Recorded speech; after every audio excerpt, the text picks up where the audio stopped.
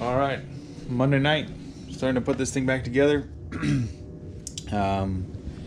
Swapped out new pistons. New pistons are on the rods real quick. I've done these 3 rings already. I did leave a set for you guys just to show you real quick what I do, how I do it. I mean, this is not that big a deal. As long as your gap is good, you just need to make sure you have the gap. If you haven't done one of these and you're not sure what all you need, these are just push pin pistons. They're not pressed on or anything. I'll actually pull one apart real fast and show you just so you understand what I'm saying. This is real simple. You don't need any special tools or anything. They just got C-clips, so you obviously need a pair of C-clip pliers. But other than that, these pins just push in here like so. That's it. So it's that easy to assemble.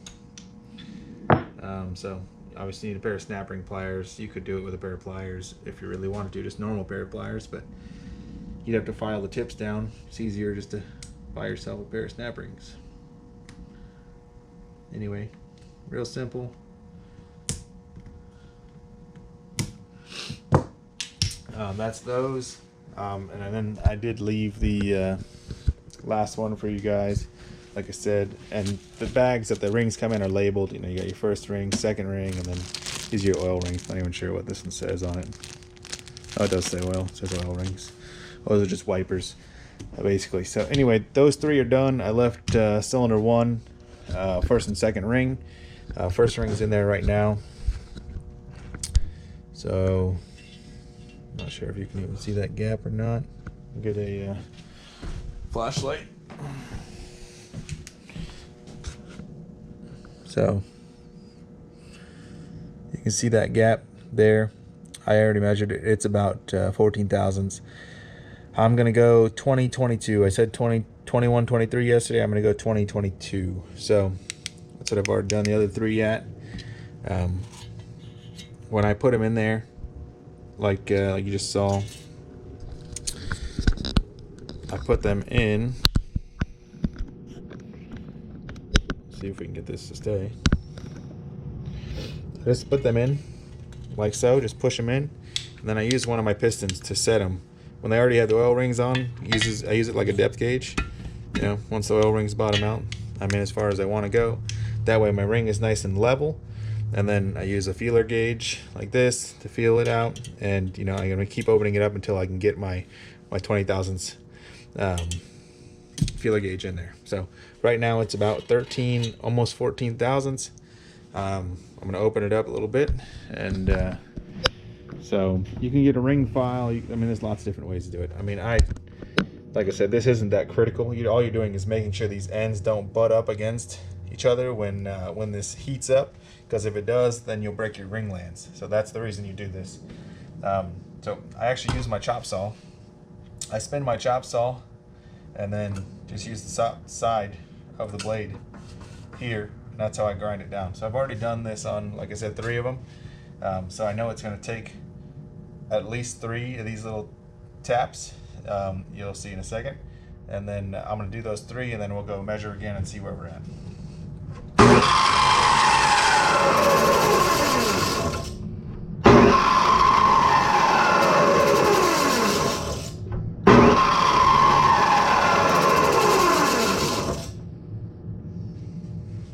All right. You're not going to be able to see this or anything, but I do it and try to make it as square as I can when I'm doing it. Normally it comes out pretty decent. So again, it's in there. Wipe off any pieces that are there, and then just stick it down, grab my piston,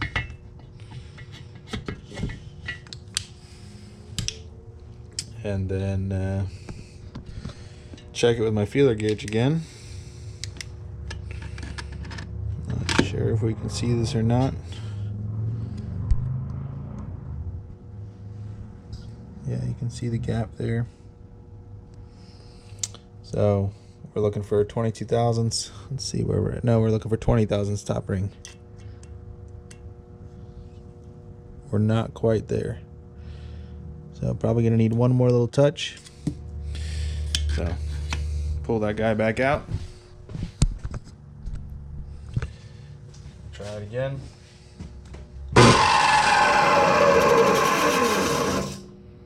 And I just do the same side every time. I don't bother filing both sides. Just do one side. Again, stuff it back in there.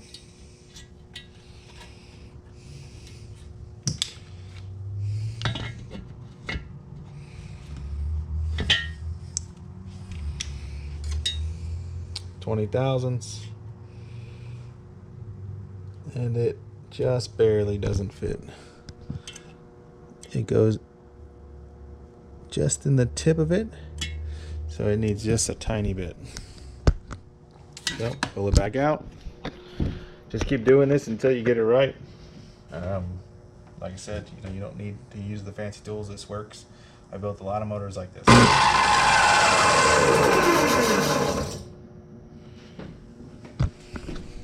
So some of you guys have heard me say I've had this car, this hatch, for 15 years.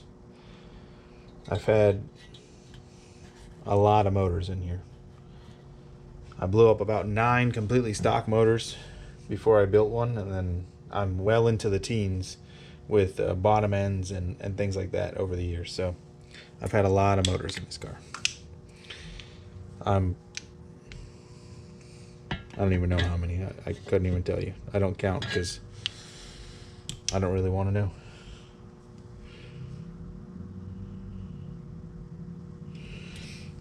Alright, same thing. Still not enough. I didn't really touch it very much in that last one, so we'll get it this time.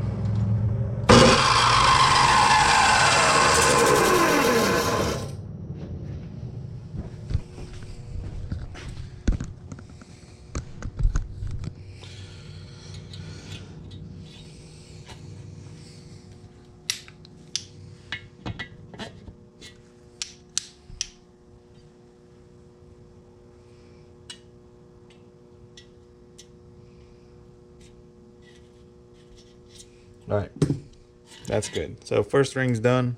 Stick that one off to the side because you need to put your second ring on first, onto the piston. And then we'll stick our second ring in.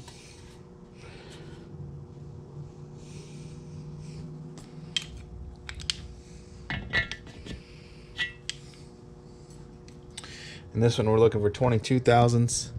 I don't need to measure this one. I can see that that's 10 to 12, pretty small. So again, same thing, we're gonna pull this out, and this one was also taking about 3 or 4. I did 4 on every one of those others, so I'm just gonna do the four hits on this one.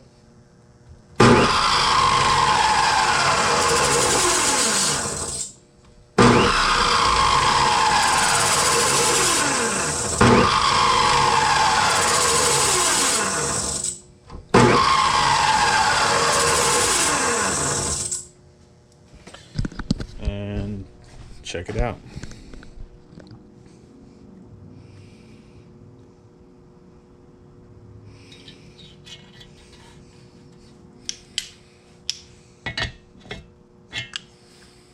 All right, so we're looking for 22 thousandths,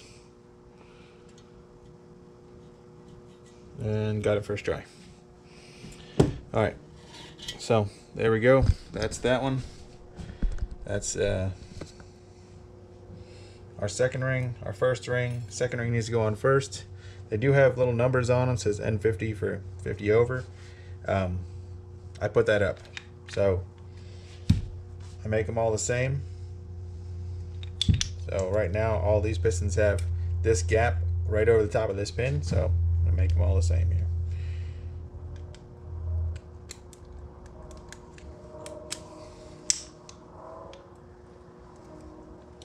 And then first ring, same thing. I have it over the other side of the pin.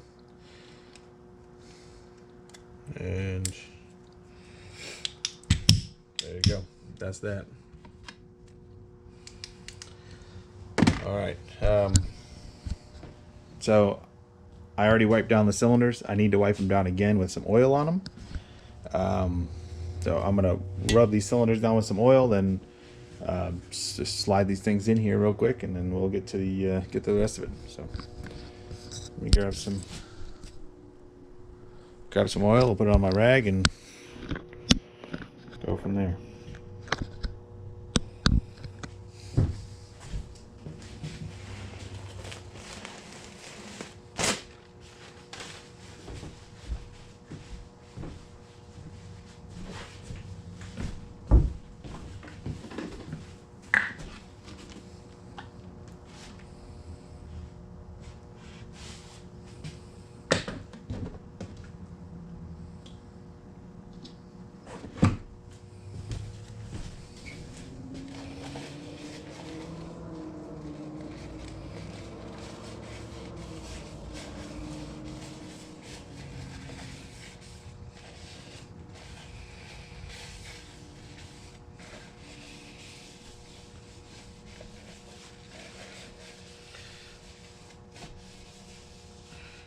Guys, don't be shy with the oil when you're doing this.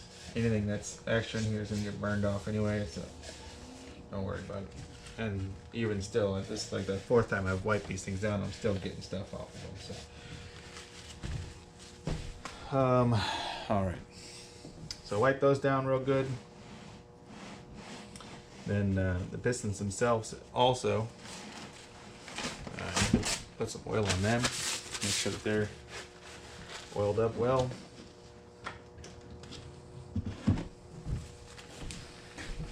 On the skirts and things.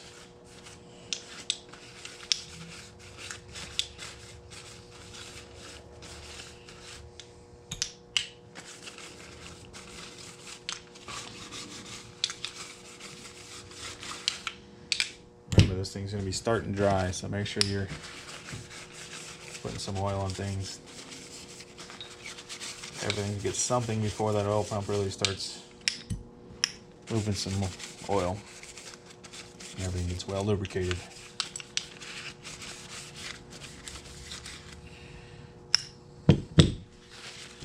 All right.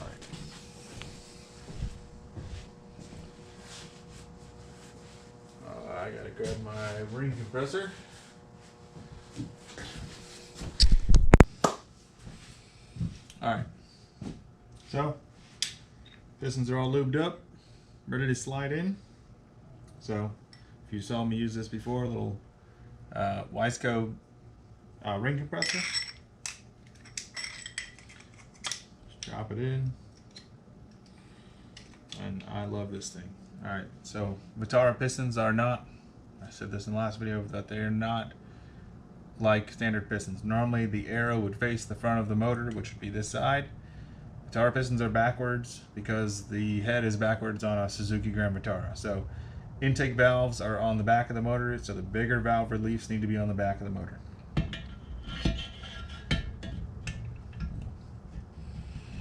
Get it all lined up, hold it down good, and then try again.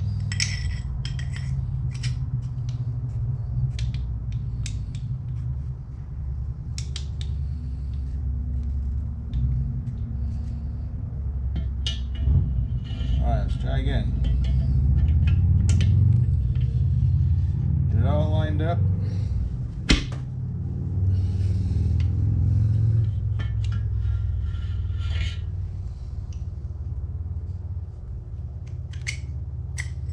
I keep getting stuck on the ring.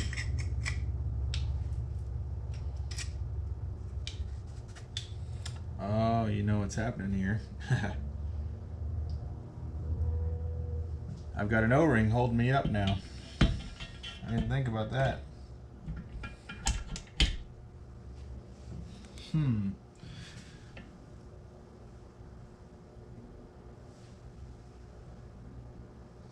Yeah, so my O-ring is actually holding my piston up and not letting me get through past that spot. As soon as it falls in there, it hits. Alright. Alright guys. Well, I found my my other ring compressor. One of these other universal ones. This is a super cheap one and I hate this thing. I think it's garbage. It doesn't ever work, so I don't really even want to try to use it, but I'm going to try to use it. See if I can get this thing to go in, and if I can, then I guess I'll do the others. If I can't, then I'll have to figure out what I can do.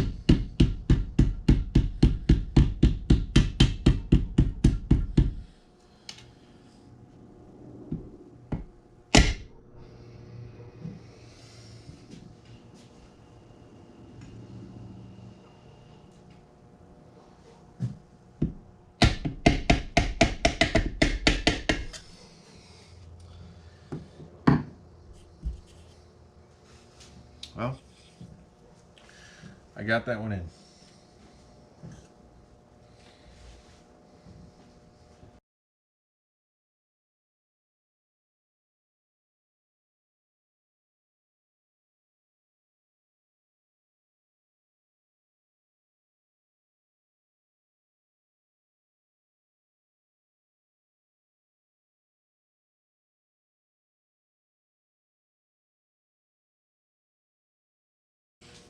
All right, got those pistons in.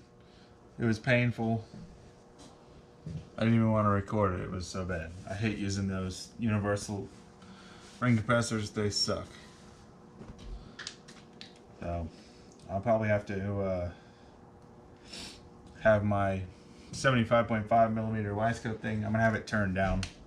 I'll have it turned down so that it actually fits inside the O-ring. I just didn't want to do that right now. That'll just prolong me putting this together. But for future builds, I'll do that.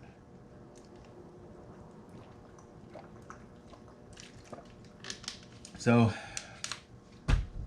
anyway, those are in. Flip this thing over and get the crank ready to slide in.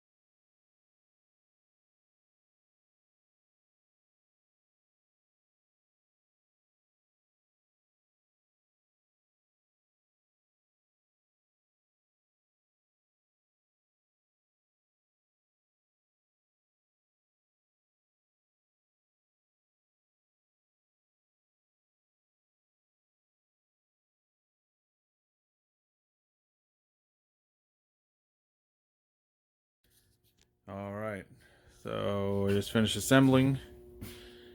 Everything turns over good. I threw everything on. It's basically ready to go in the car at this point. Clutch is on. Poor pressure plate's beat up from having been off so many times, but whatever. It's all together. So I just need to slap her in the car now.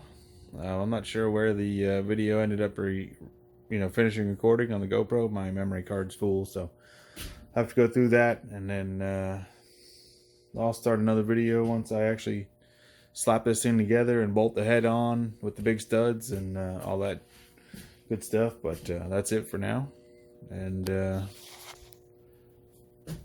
we'll have another one coming here soon. We should have this thing running within the next time I work on it. It should be running. Really, it's not but 2 hours from running. So hopefully I have time tomorrow after I get done working. I'm gonna stop and get some oil. I need to get some break-in oil for this thing, and then I got coolant. It's really, I think that's all I need. But anyway, that's it for now. Thanks for watching, and we'll be back here shortly.